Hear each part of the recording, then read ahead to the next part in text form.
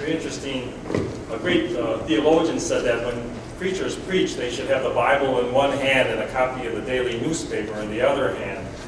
And as I was preparing this sermon, as I was reading the newspaper this week, it was I've got a little bit of a college football fan. Lately, since I've been a pastor, I haven't had much time on Saturdays to watch much football. If you're a Stanford fan, I send my regrets to you, my condolences to you, but there go their BCS hopes and dreams down the drain. But of course, the real news was what was happening at Penn State this past week. It's, of course, that tragic story about. And before, Penn State had this great reputation as being the exemplary college football program. Before then, no hint of a scandal. Recruiting was always on the up and up, and they had the highest graduation rate. They really had scholar athletes, and then the coach just ran a program with great integrity. And also, at the same time, he was very successful. Joe Paterno has the most wins of any major college football coach. But then to see it all come apart so quickly, and it all came down to just a couple people making bad decisions. And with the benefit of from being on the sidelines and just looking at somebody else's situation, from retrospect, we can see it seemed like an obvious decision. When you see something that horrific going on, you need to get to the bottom of it and clean it up and take care of it. And the emphasis should have been on the victims. But somehow, because of the institutional culture and some of the darkness that we all have inside of us, those decisions weren't made. The right decisions weren't made with all this kind of compounded tragedy. And so that David, and so sometimes we wonder what relevance. I've been going through these sermons on the life of David, and these stories seem a little bit quaint and even seem a little bit unrealistic in a way, kind of overly dramatic. We're not living lives like that, but lives. Each of us in our life will be facing crucial decisions that we'll have to make, and how are we going to make those crucial decisions in the right way? Well, this is today's theme. As David fears God, then he's able to make the right decisions. If the people at Penn State had truly feared God, then they would have done differently than the way they did with different consequences. Not to say that it would have all been neat and tidy. It would have been I no doubt there would have been a tough situation, but regardless of it. But at least the situation would have had a chance of being redeemed without the continual pain and increased pain that's going on. So let's see. Whoops, I gotta go to the wrong.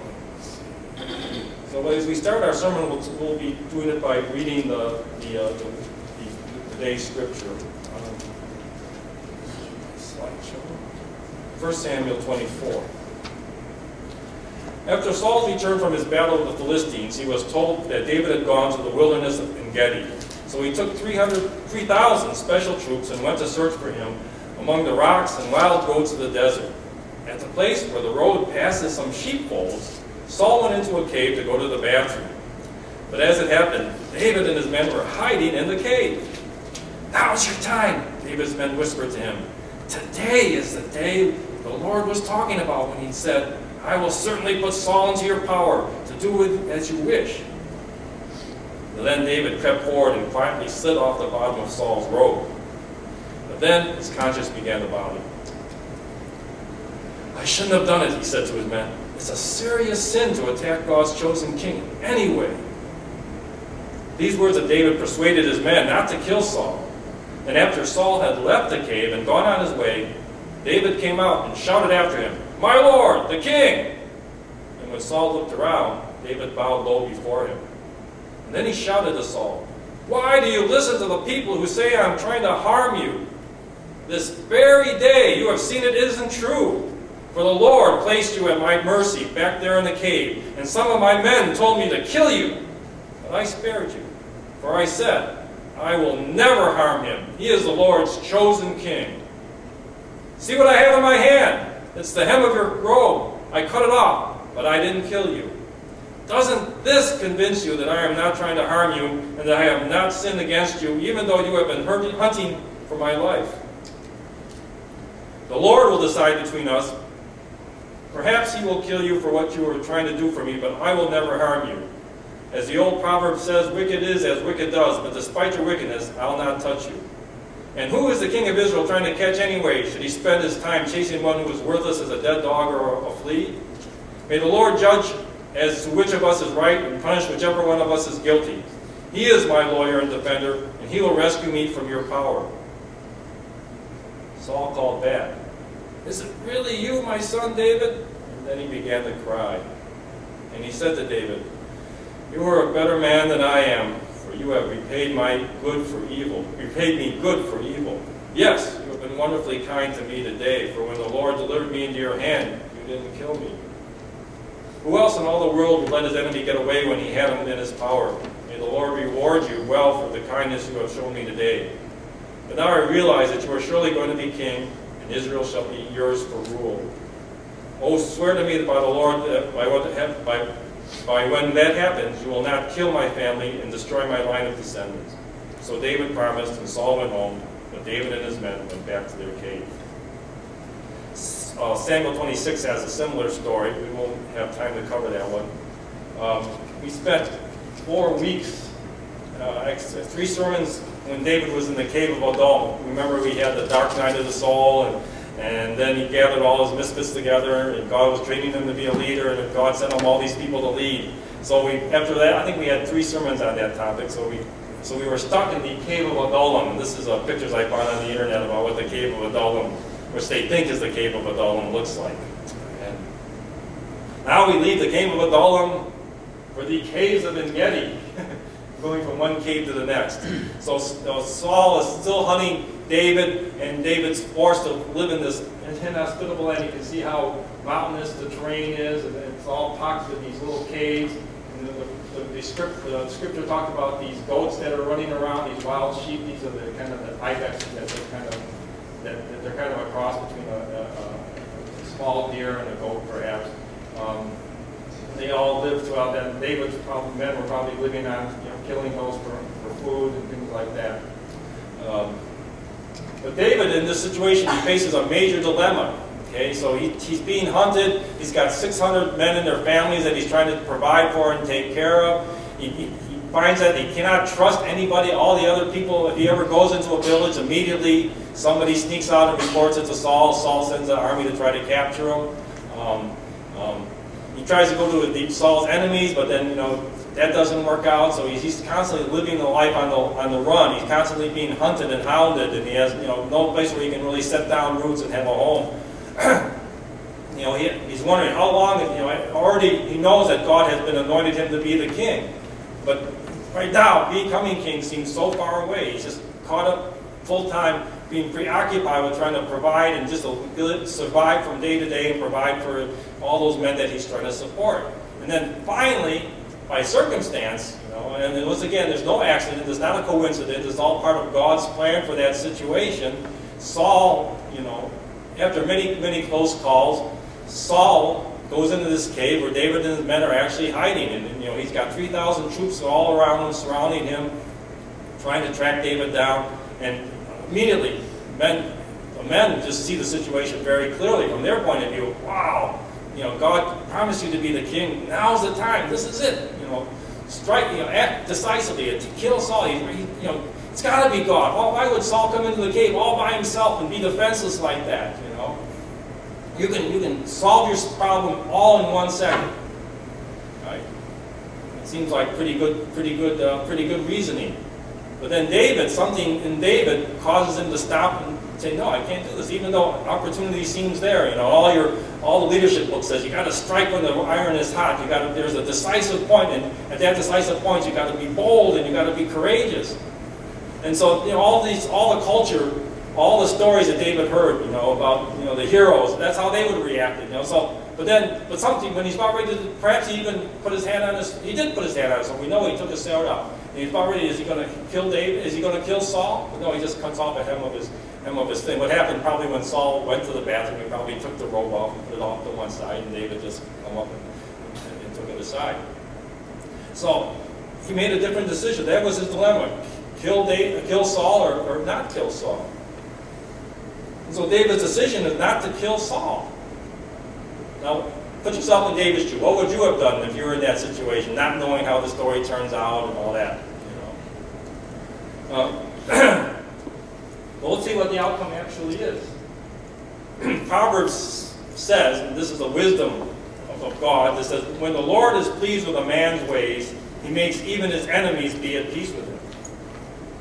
So that's exactly what happens. So at the end, Saul says, "Oh, you're a better man than I am. You could have killed me." Saul has got these strange spiritual and mental problems. He comes to his senses and he realizes the situation. Wow, David could have killed me, but he didn't. And he's struck with remorse. He's overcome with emotion. He starts to cry. He repents. He asks David to forgive him. He says, when I know, and he also affirms it. No, I know I'm the pretender. I don't deserve to be king. You're going to be the king, and when it's your time, please be kind to my family. Okay? And David promises him that, and then Saul goes away, and so David's saved and his men. But David's reasoning, he says, I shouldn't have done it, he said to his men. It's a serious sin to attack God's chosen king in any way. And in the chapter 26 situation, David's reading it. God gives his own reward for doing good and for being loyal, and I refuse to kill you even when the Lord placed you in my power. Now may the Lord save my life even as I have saved yours today. May he rescue me from all my troubles. And so what's happening is David has a sense that God is on his side, that God will protect him, that whatever God's will for his life, David wants it. He doesn't want his own way, his own will. He wants what God has for him.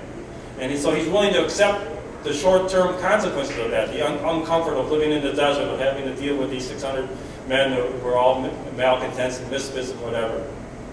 This is his lot in life, and after though he struggled with it in the beginning, now he's come to accept it. Now his faith is restored to God, and he wants to do things God ways. That's always uppermost in his mind. What does God want in this situation? I'm going to do it. So David faced some real hard decisions, and we face hard decisions too. Because some decisions are hard because we don't know what to do. We don't know how to understand the situation. There's too many unknowns. We don't know. If we choose option A, we don't know what the consequences will be. If we choose option B, we don't know what the consequences will be. We don't know about the unintended consequences of our actions. And so we just are confused about the situation, so we're perplexed. We don't know what to do. Sometimes we don't even realize what our options are.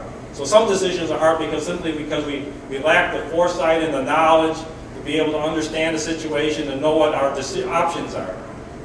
Sometimes, on the other hand, other decisions are hard is because we know what our options are and we know the consequences of our actions, but we kind of sense that we have a certain sense of what the right thing to do is, but we don't like what we think are the consequences for doing the right thing.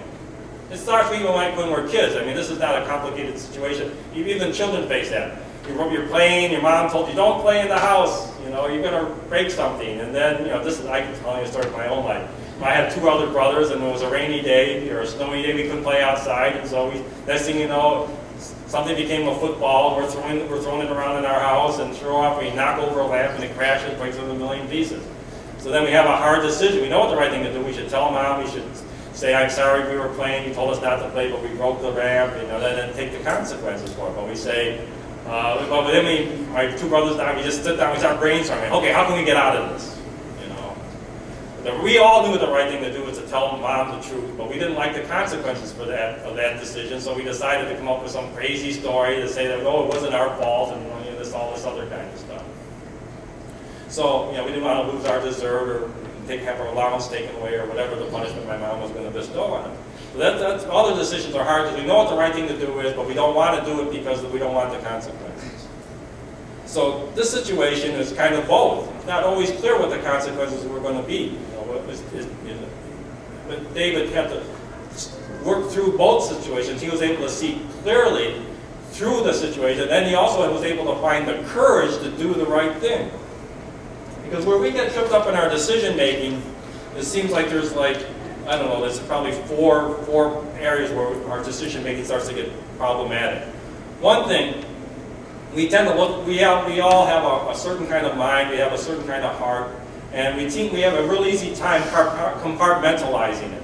So when I was in the business world, when I first became a Christian and I was trying to live out my Christian life, the first thing is, okay, Christianity is good for Sundays and Wednesday night, and when I had my fellow, whenever I was involved in my ministries, but the 50 hours or whatever that I was working on the job, well, God didn't have much to do with that. And then I had to kind of live by the economic laws of the jungle, kind of, that, you know, you had to, you know, so that was my thinking. It took me a long time to start to think, okay, I need to be a Christian 24/7. I need to, you know, these God's rules are not just for Sunday and for church situations, but they're all for my entire life. And it took me a long time to start to integrate my Christian faith into all parts of my life. I see that with my kids, you know, in my youth group, you know. They're really great in church, but then when we get them one-on-one, we talk about what's going on in the week, and they have a hard time. You know, how can I really live out my faith in my school? So we have that kind of that war inside of us of who's really got final say in our life. Is it me, or is it my peer pressure, or is it actually God? Another way we get tripped up in our decision making is sometimes we just don't see reality properly. We all have this capacity to delude ourselves, to lie to ourselves about what a situation, what's really at stake in any given situation. And we generally do it in a way that benefits us, you know, for our own self-interest. So, so like I'm on a diet now, right? So I'm trying to lose weight, and I have all these health issues, and so I have to eat a pretty healthy diet. But there's things I just love, like steak, for instance. And sometimes I'll get invited out and I'll see steak on the menu, and my wife's not there. My wife's usually my guardian of my food intake. But then when she's not there, I'm tempted. So yesterday we had somebody at our church had a baby, and so we had a red egg party. So we went to Comey, right? Comey buffet. How many people have been there, right? Big seafood buffet on Daly City, right? It's really. And so, you know, all that stuff there, I shouldn't be eating, right? Just, you know, all you want, you know. And my wife wasn't there because she had to work, and so, you know, it was a real temptation. You know, and I could delude. Some people say, "Oh, your wife's not here, so you can eat twice as much." People were actually encouraging me. They say, "Oh, yeah, your wife's not here, you know, so you can eat her share too." And you know, so I was, "Oh, should I or shouldn't I?" You know, and then you walk through the buffet line, and they got, you know, all the sushi here, and then they got the Chinese food over there, and then they got the desserts over there, and you walk through the whole thing, and then, you know, you got this big empty plate, and you're just tempted to, you know, just fill it up with stuff, right? But I just say to myself, you know, hey, and then part of me says, yeah, I deserve this. I don't go to Comey very often, you know. When am I going to have a chance to eat like this? Because my wife doesn't like sushi, and so, you know, when am I going to? So I can talk to rationalize. We can rationalize it. We don't look at reality properly because, you know, we rationalize it in a way that we benefit from it. The third thing is, even if we're trying to do the right thing, you know, David's men, let's give them the benefit of the doubt. They were trying to do the right thing. They're saying, God, you know, put Saul right into your hands, and, you know, God wants you to kill him. And it sounds very godly, because God's promised you to be king. He's promised that He's going to put you in His, you know, Saul in your hands. So what does He expect you to do with it? You know. And so I imagine some of the men were, you know, really incredulous that David didn't do it. You know. And he's saying, no, this is the godly thing to do, is to kill him. And you know. So who has faith in that situation? You know, David or the men? Who's presuming on God? David or the men? It's not always all that clear. You know. Dietrich Bonhoeffer, one of the great theologians, one of the great saints of the thing, he was involved. He lived during World War II in Nazi Germany, and he was involved with a plot to assassinate Hitler, because he felt that was the right thing to do. Now he wasn't a man who made these kind of decisions lightly. You know, we had a debate at seminary one time. One guy was adamant, no, Bonhoeffer was wrong to be involved in such a plot to assassinate Hitler. And he went on, you know, we had this debate back and forth about that. So the fourth thing is that most of us, especially among Asians, I find, we have a very strong pragmatic streak, you know. And I think, you know, as I've been experiencing in an Asian church, you know, there's even brings into the church. We have some men who are very successful businessmen, very successful people in the professions, and they bring their reasoning, what made them successful in the business world and in their world into the church, and it tends to be very pragmatic thinking. Okay, this is what we want to get done. This is the quickest way to do it. Okay, and so even among Christians in the church, especially among Christians who are well educated, who have are very capable. You know, we tend to rely on our we tend to take a pragmatic approach as opposed to a principled approach. You know, people who are overly, who operate on principle, they're criticized as being unrealistic or being naive or whatever. Okay? That's not how the real world works, you know. And you even hear that among the church. So these are the four things, but you know, what today's story is telling us that these are the kind of approaches that mess us up. Okay? And when God is not the center of our authority, when we look at it through our own eyes and we were allowed to be ourselves, we don't question ourselves and we don't really judge ourselves and suspect our motives and suspect, you know, the rationalization that we often go through. When we presume on God that, you know, automatically what God wants is what we want, and then just to use that pragmatic, be the direct approach, that's when we get trouble in the decision making. But David had convictions. David was taking that principled approach. You know, David revered God above all and all that God stood for. And because of that, it controlled his thought and actions. There were certain things in his life that were non-negotiable. He wasn't up for sale. You know, the classic thing of what's your price? You know, and David, there were certain things in David's life that had no price. He wasn't willing to even talk about it. When he had these convictions, it acts like a compass in his life, so he was able to make decisions decisively, and it also gave him the courage to be able to follow up on those decisions despite the consequences, and have enough conviction that he's able to persuade other people as well. Other people's decisions, not only was David's fate determined by that decision he had to make, but also the fate of those 600 men that, you know, and their families that were relying on David for leadership. And so he was able to have enough courage of his convictions to be able to persuade all these other people. So how do you get that? You know, when you face a decision and you're sitting there wrestling with it, and you're spending, and you lose sleep over it, and you're just preoccupied, and you know, your joy in life is taken away from you. You're just like, it's this burden that you're carrying around with you. But you need to make a decision. You know, how do you go about doing it? Where is the strength that you're going to get? Where is the resources that you're going to be able to get to make that decision? And at the same time, let me skip over that. David's kind of decision making takes wisdom. And the Old Testament has certain books in it, so Psalms, Proverbs, Ecclesiastes, Song of Solomon, those are called the wisdom books, okay? And basically, it was a compilation of all this kind of godly wisdom, to be able to look at reality properly and be able to make kind of decisions. And the unanimous message of Psalms, Proverbs, and Ecclesiastes is that the basis of wisdom starts with the fear of God. Okay? Without the fear of God, you're not going to be able to get the wisdom that you need to be able to make the decisions that you have, that you need to make. You're not going to be able to find the resources to pull those decisions off.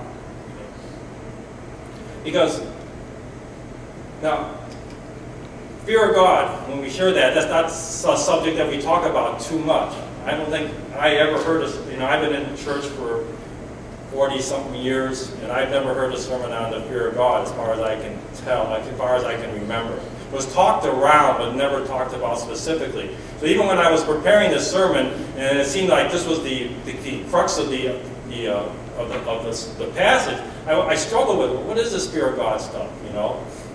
And as I started to study it, you know, I really learned a lot this week, and I really found out that this is an area I really need to improve on, that this is some area that maybe is going to be decisive for me. So as that maybe that this is no accident that I'm preaching this sermon, because the person who needed to hear this sermon the most was me. Because it seems like there's three types of people in this world. There have some people who have no fear of God, some people who have an unhealthy fear of God, and some people who have a healthy fear of God. Obviously, you want to have a healthy fear of God. Now, let me tell you about people who have an unhealthy fear of God. Anybody know the story of Martin Luther, the guy who founded the Protestant Reformation? He had an unhealthy fear of God. He had this strange experience when he was growing up.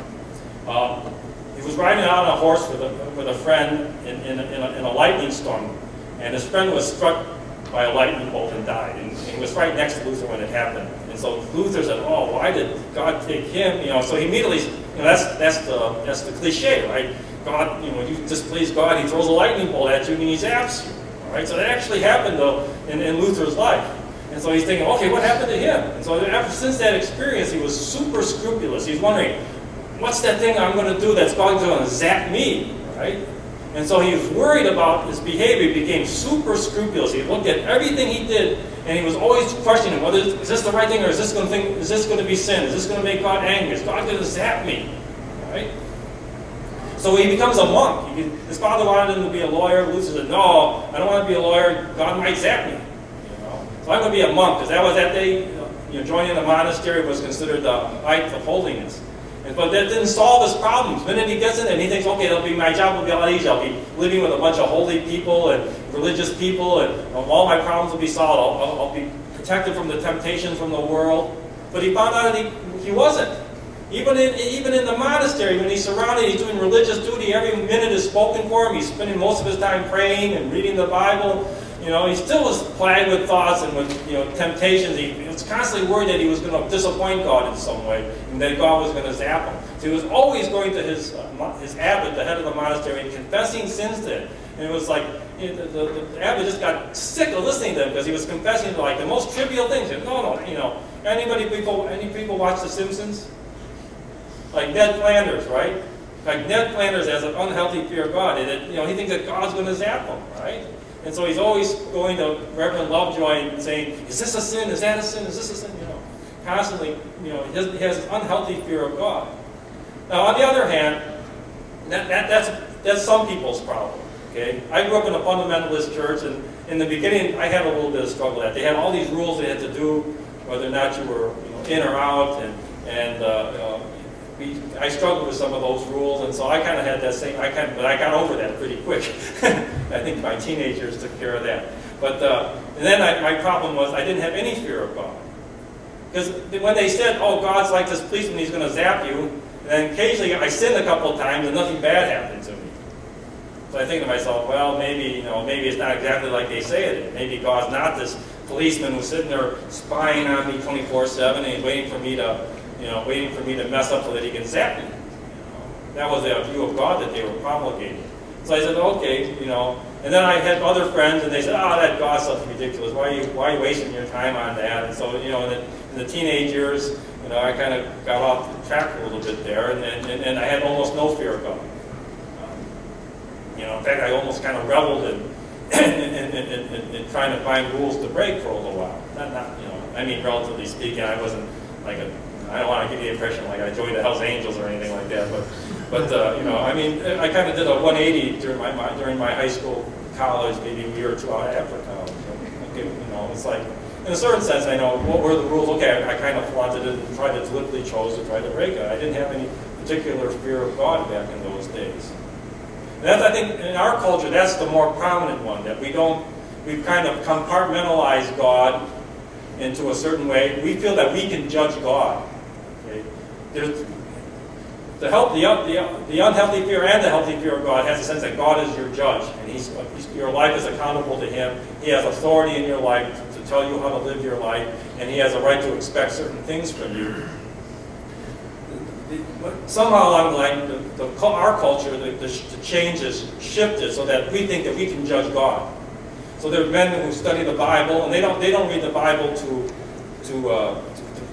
base their life upon it. They look for the errors, and they also they feel, okay, how can there be a God?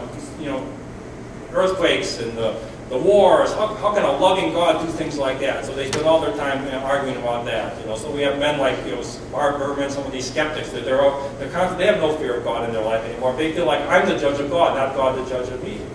So that's the other polar extreme. And somewhere in the middle, where you want to be, where you have this healthy fear of God. So what's a healthy fear of God?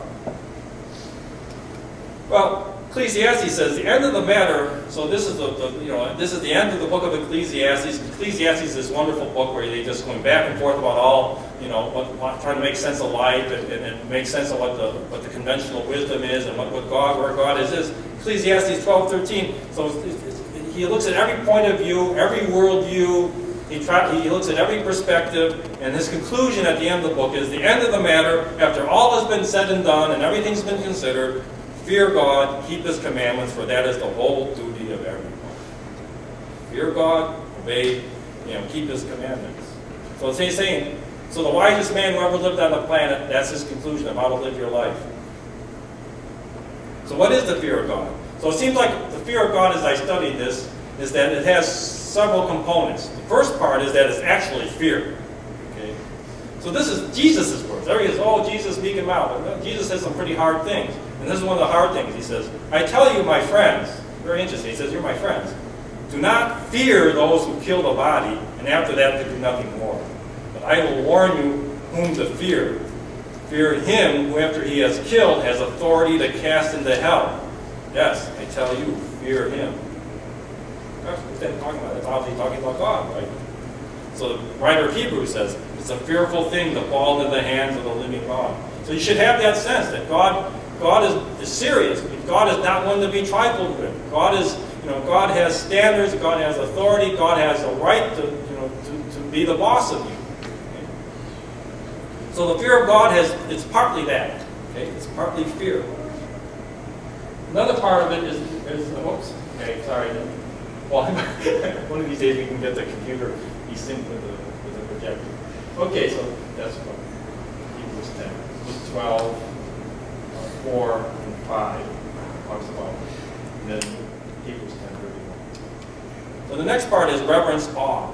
And so that's like I don't talk with the church about what my topic for my sermon is going to be. And so when they choose when the worship team chooses the songs, they have no idea what I'm going to be talking about.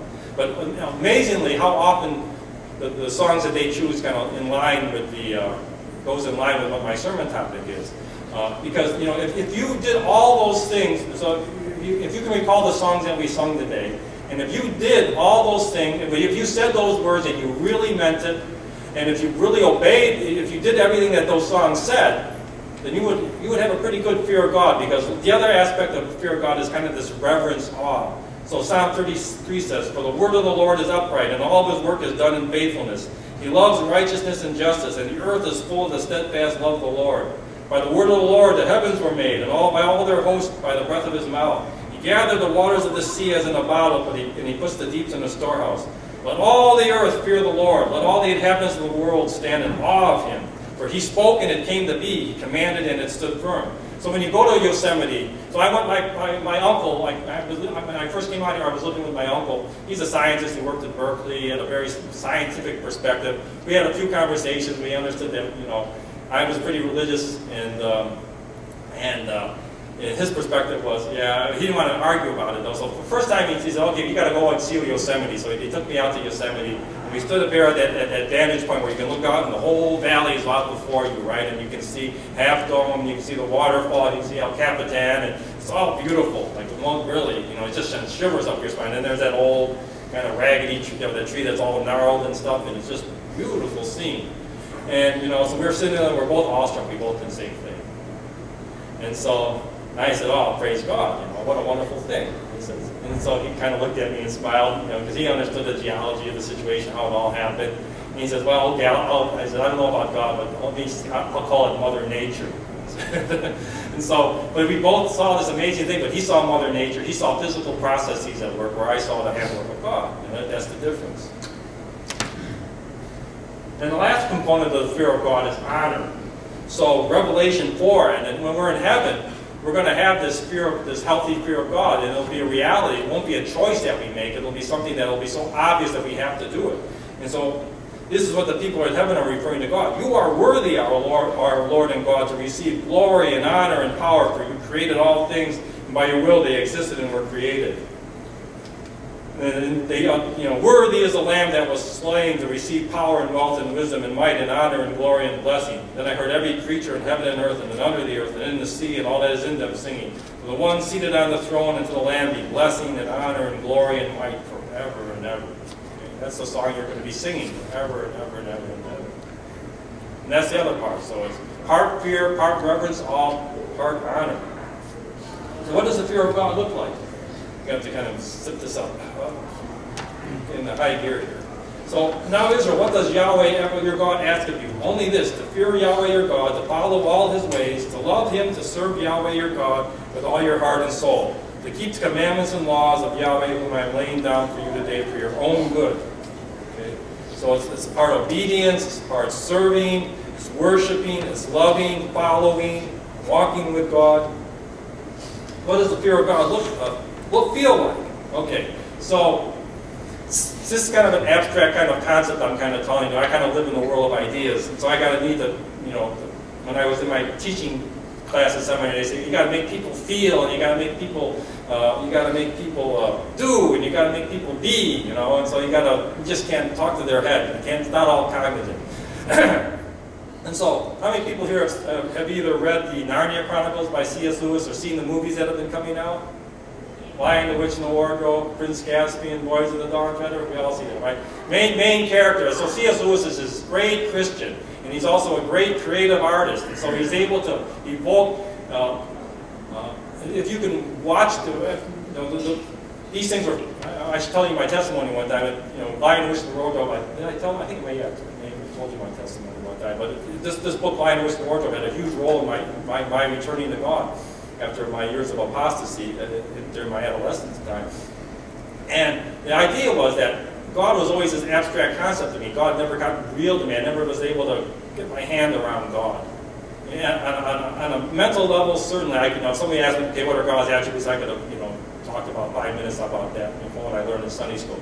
But I didn't really have God in my heart, okay, because I didn't have the emotional connection to God. And I didn't really involve God just only on a cerebral level. But watching the character of Aslan in the Chronicles of Narnia gave me this emotional thing because, without being idolatrous, C.S. Lewis is able to capture in the character of Aslan all those qualities of God which will allow us to emotionally connect to God and kind of feel the Spirit of God. So there's this climactic scene, well, not the climactic scene, but it's one of these major scenes when the 4 pen disease kids end up in Narnia, and they're befriended by the beaver, and the beaver starts telling them about Aslan, who they've never heard of in their life. And so this is the scene.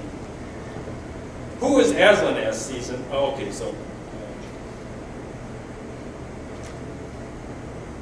Oh yes, tell us about Aslan, said several voices at once, for once again that strange feeling, like the first signs of spring, like good news had come over them. Who is Aslan? Asked Susan. Aslan, said Mr. Beaver. Why, don't you know? He's the king. He's the lord of the whole wood. But he's not here very often, you understand. Never in my time or my father's time.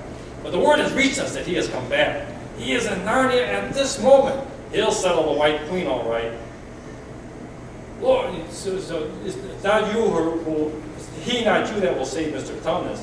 She won't turn him into stone too, said Edmund. Lord, love you. Son of Adam, what a simple thing to say. Turn him into stone? So anyway, Edmund escapes and says, is Aslan a man? Asked Lucy. Aslan a man, said Mr. Beaver. Certainly not. I tell you, he's the king of the wood and the son of the great emperor beyond the sea. Do you know who is the king of the beast? Aslan is a lion. The lion. The great lion. Ooh, said Susan. I thought he was a man. Is he quite safe? I feel rather nervous about meeting a lion. At your wheel, dearie. Make no mistake, said Mrs. Beaver. If there's anyone who can appear before Aslan without their knees knocking, they're either braver than most or just silly. Then he isn't safe, said Lucy. Safe, said Mr. Beaver. Don't you hear what Mrs. Beaver tells you? Who said anything about safe? Of course he isn't safe. But he's good, and he's the king, I tell you. I'm longing to see him, said Beaver, even if I do feel frightened when it comes to a point.